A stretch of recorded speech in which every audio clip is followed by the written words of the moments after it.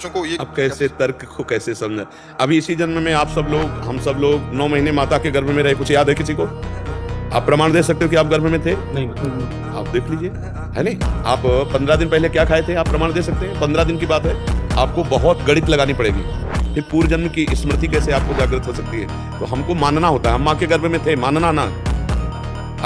देखो, हर चीज प्रमाण से ही नहीं होती, मानने से होती है। जैसे हम कहते हैं हम कैसे माने कि ये पिता हमारे हैं, तो इसका प्रमाण माँ है, वो बोलेगी, उसकी वचन पर हमें चलना होगा। माँ कहती है ये पिता है तो हमें मानना होगा वे पिता है, हम उसमें तर्क नहीं रख सकते, हमें तो मानना होगा, मानने से जानना होगा। ऐसे हम संत और शास्त्रों की बात जब मानते हैं तो हमें जान जाते हैं। हमारे शास्त्रों में लिखा हुआ है, हमारे गुरुजन कह रहे हैं, हमारे महापुरुषों ने कहा है, तो हम मानकर जानते हैं। ऐसा नहीं कि आपकी इतनी बड़ी बुद्धि कि जान के मान लोगे। आप जानो आपका पिता कौन है, कैसे जान सकते हो? जान के मानना होगा या मान के जानना होगा? मान के जानना होगा ना। वो केवल माँ ही बताएगी, त्रिभुवन में कोई नहीं बता सकता, वो केवल माँ ही बताएगी ये तुम्हारे पिता हैं। और हमने कभी तर्क नहीं किया और श्रद्धा से मान लिया और हमारे रोम रोम में बात बैठ गई, ये मेरे पिता है। ऐसे ही हमको शास्त्र, श्रद्धा और विश्वास उसी को कहते हैं। शास्त्र और संतों की बातें कुछ ऐसी हैं जो तर्क के द्वारा बताई जा सकती हैं, कुछ बातें केवल श्रद्धा से मानी जा सकती हैं, तर्क के द्वारा नहीं दिखाई जा सकती, नहीं बताई जा सकती है। तर्क, उसमें हर जगह तर्क नहीं है, लेकिन आज तक कोई पुत्र ऐसा प्रश्न नहीं किया अपनी माँ से, नहीं किया ना। ऐसे ही गुरु और शास्त्र पर विश्वास रखना चाहिए। शास्त्र और गुरु ये असत नहीं है। जैसे हम माँ के गर्भ में रहते हुए भी हमें 1% भी ज्ञान नहीं है। मैं गर्भ में था, कैसा था, सुख था कि दुख था, लेकिन सब हम गर्भ से आए हैं, तो हमें अभी उसका याद नहीं, मात्र अभी इसी जन्म की बात है। अरे भाई, कोई 25 वर्ष का है, कोई 35 वर्ष का है, मात्र 30-35 वर्ष की पहले की बात है कि हम ऐसे एक कोठरी में थे जिसकी बगल में मल था, मूत्र था, और हम झिल्लियों से बंधे हुए एक लिबलिबे पदार्थ के भीतर एक कीड़े की तरह छटपटा रहे थे। 9 महीने उस गर्भ में रहे, है ना। ये सब बातें श्रद्धा की, तर्क की नहीं है, तर्क की नहीं है। तो हम शास्त्र और संतों की बातें सुने और बच्चों को सुनाएं और ये कहें कि मानना चाहिए, तर्क का विषय नहीं है, क्योंकि बहुत सी बातें अव्यक्त हैं। जैसे अभी आप आ रहे हैं धर्म कार्य के लिए वृंदावन, संत समागम के लिए। अब आपको एक घटना घटती है, जरा सा किसी के लग जाता है और आपकी पिटाई कर देता है। एक बात कहता हूं, अब वो पिटाई कर देता है। अब आपके मन में आएगा कि यार मैं धर्म कार्य में जा रहा था, भगवान ने रक्षा नहीं की, धर्म कार्य के लिए जा रहा। और ये बहुत बढ़िया विधान बना कि हमारा बहुत बड़ा कोई पाप धर्म कार्य चलने में 2-4 थप्पड़ और गाली में निपट गया। अब ये बात तो हम दिखा नहीं सकते आपको, ये बात तुम्हें माननी पड़ेगी हमारी कि तुम्हारे साथ बहुत अच्छा हुआ भैया।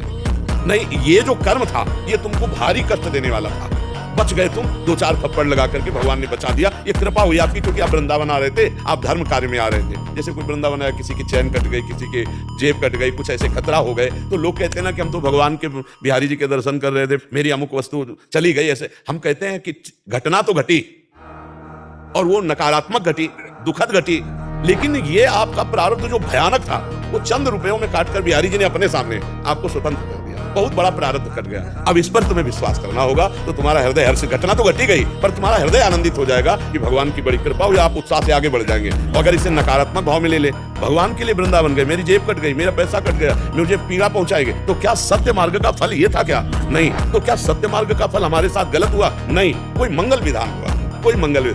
जहां हमें बड़ा कष्ट होना था वहां एक कांटे से निपट गया। इसको हम सकारात्मक भाव से शास्त्र सम्मत जब सोचेंगे तो हमें आनंद हो जाएगा। हर बात तर्क से नहीं समझाई जा सकती, कुछ बात श्रद्धा और विश्वास से भी स्वीकार की जा सकती है। तो हम अपने बच्चों को संतों के वचन सुनाएं, शास्त्रों की बातें सुनाएं और कहें इस पर विश्वास करो, इस पर श्रद्धा। अब जैसे कहते कहाँ नरक है, दिखाओ। मतलब हम चर्चा करते हैं कि ऐसा कर्म करोगे तो नरक जाओगे, बोले कहाँ नरक है, दिखाओ।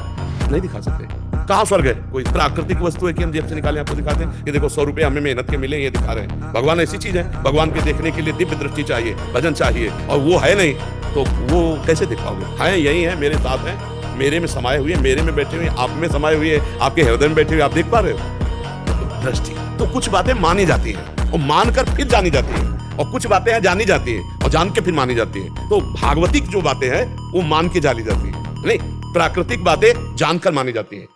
कि बहुत स्वादिष्ट खीर है, भाई हम देखेंगे बनाने वाला कौन है, किसकी दुकान का है, दूध इसमें केमिकल का मिला हुआ है कि असली मिला हुआ है। कुछ बातें हम जान करके फिर उसे मानते हैं, लेकिन जो अव्यक्त भगवान की बातें ये मान करके फिर हम जानते हैं, पता चलता है फिर जब हम मान लेते हैं। पहले गुरु मानते हैं, उनकी बातें मानते हैं, तब हम गुरु और गुरु के द्वारा दिए हुए इष्ट को हम जान जाते हैं। अब वहां तर्क करे कि तो फिर बात नहीं है। हर जगह तर्क नहीं होती।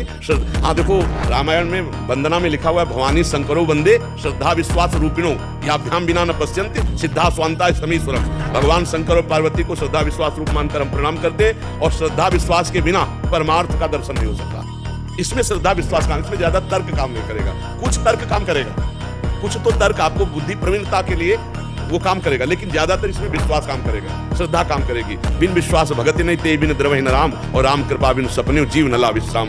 जैसे मान लो कोई पूछे, अब हम उसको शास्त्रीय प्रमाण से आपको बताएंगे। देखो तुम मरना नहीं चाहते, बोले हाँ, तो तुम अविनाशी होना चाहते हो ना, तो अविनाशी के बच्चा हो, अविनाशी के बच्चा हो इसलिए तुम मरना नहीं चाहते। और तुम सबसे बड़े बनना चाहते हो, सबसे बड़े बनना चाहते हो, नहीं बनना चाहते। अगर तुमसे कोई पूछे किसी भी डिपार्टमेंट में आप हो, तो आप सोचो कि मैं सबसे बड़ा बनना चाहता हूं, क्योंकि सबसे बड़े के बच्चा हो, सबसे बड़े के अंश हो, इसलिए सबसे बड़ा बनना चाहते हो। अविनाशी के अंश हो, इसलिए अविनाशी मरना नहीं चाहते। और मैं अपार सुख चाहता हूं, जिसमें दुख की मिलावट ना हो, क्योंकि सुख सिंधु के अंश हो।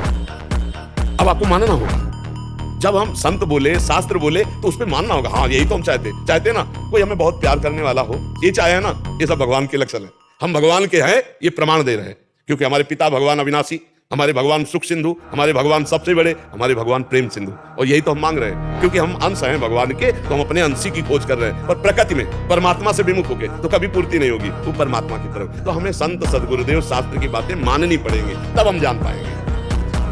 शांतनु कौशिक जी, श्री हरिवंश श्री हरिवंश महाराज जी।